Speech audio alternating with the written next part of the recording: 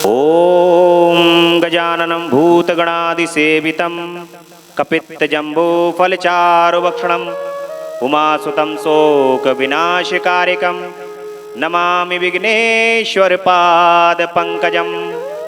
गणपति गजानन भगवान की जय। ओम पितृदेवाय नमः। आप सभी अपने पितरों के समक्ष श्रद्धा रखने वाले पुत्र और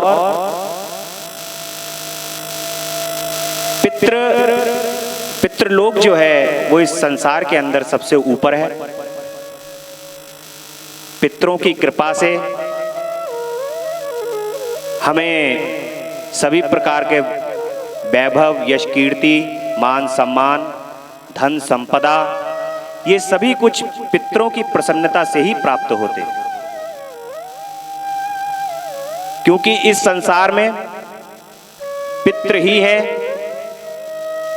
जो भी हम कार्य कर रहे हैं और उन कार्यों से पितरों को यदि सुख की प्राप्ति हो रही है तो आप ये निश्चित मान के चलिए कि उस पितरों को मिलने वाले सुख से आपके लिए अवश्य ही जल्द सुख मिलने वाला है। तो हम क्या करें और क्या ना करें, क्योंकि पितृपक्ष में हम अपने पितरों को हृदय से याद करते हैं, आवाहन करते हैं, उनका अपने घर में बुलाते हैं। तो हम इस बात का अवश्य हमें आभास होना चाहिए कि हम अपने पितरों के लिए क्या करें जिससे वे अति प्रसन्न हो, और क्या ना करें जिससे उनको कहीं कष्ट ना हो। जो तिथि होती है उस तिथि पर वे पितृ हमारे घर में अवश्य आते हैं।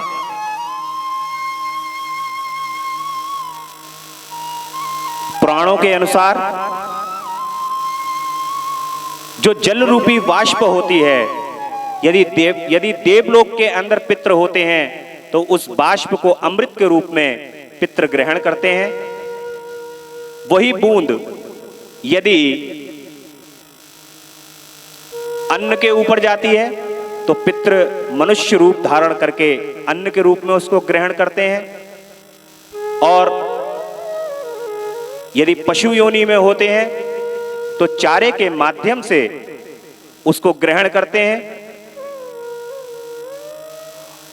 इस प्रकार से पितृ जो हैं वो नाना प्रकार से हमारी भावनाओं को ग्रहण करते हैं। पितृपक्ष में हमें सर्वप्रथम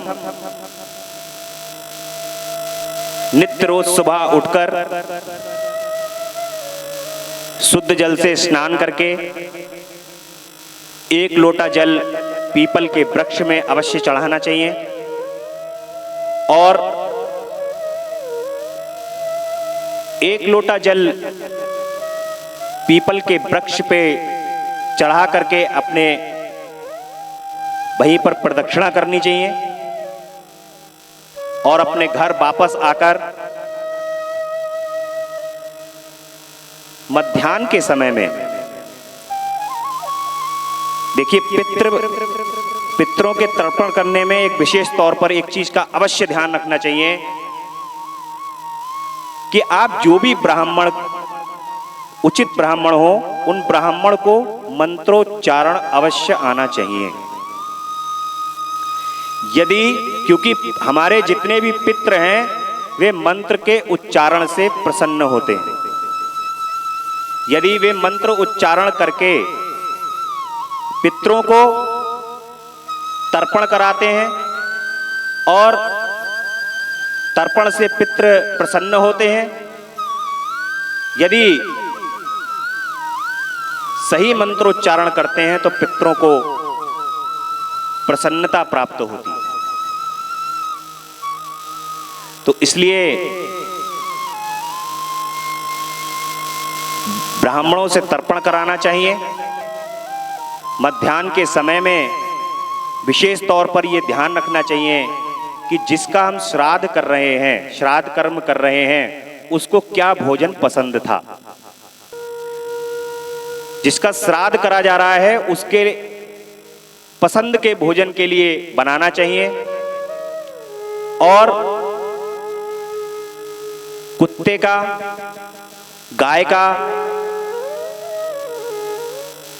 चिड़ियों का ये भोजन हमें निकाल देना चाहिए।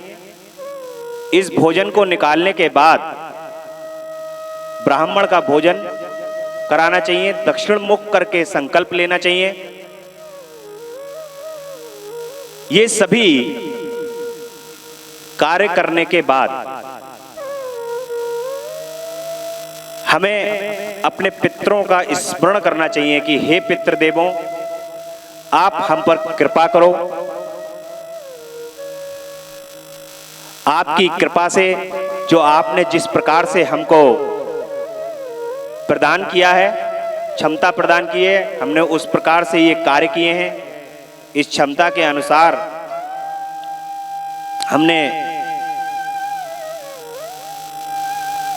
ब्राह्मणों को और सभी को अर्पण किया है, आपका तर्पण किया है। आप प्रसन्न हो, घर परिवार पर सब पर प्रसन्नता बनाए रखो। इस प्रकार से अपने पितरों को वचन कह करके प्रसन्न करना चाहिए। कुछ लोगों के मन में शंका रहती है कि कितना पीढ़ी तक हम श्राद्ध कर सकते हैं। तो 7 पीढ़ियों तक आप श्राद्ध कर सकते हैं। यदि आपको 7 पीढ़ियों तक याद है तो आप 7 पीढ़ियों तक श्राद्ध कर सकते हैं। इसके अलावा श्राद्ध में जो ध्यान रखने योग्य चीज है वो ये कि किसी भी प्रकार की धारदार वस्तु को श्राद्ध के दिनों में नहीं चलाना चाहिए। जैसे सुई, हसिया, सरौता, ये सारी चीजें जो हैं वो श्राद्ध पक्ष में नहीं चलाना चाहिए। इसके अलावा ब्रह्मचर्य का पालन करना चाहिए श्राद्ध पक्ष में।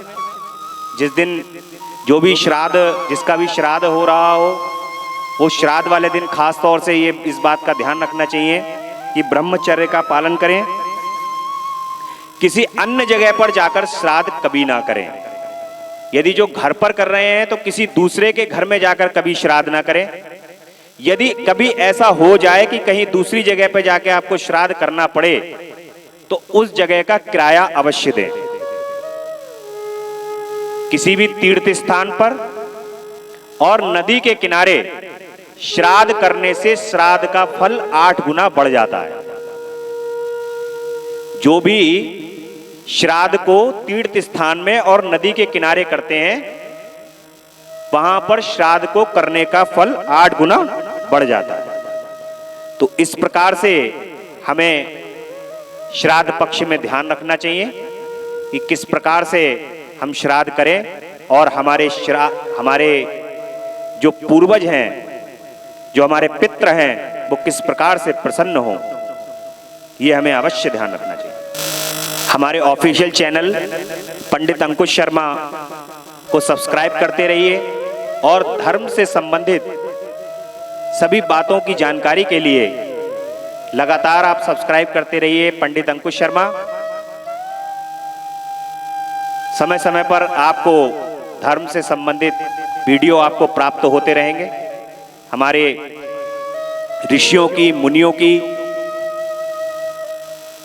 भाषा सरल शब्दों में आप तक लगातार पहुंचाते रहेंगे पंडित अंकुश शर्मा चैनल के माध्यम से।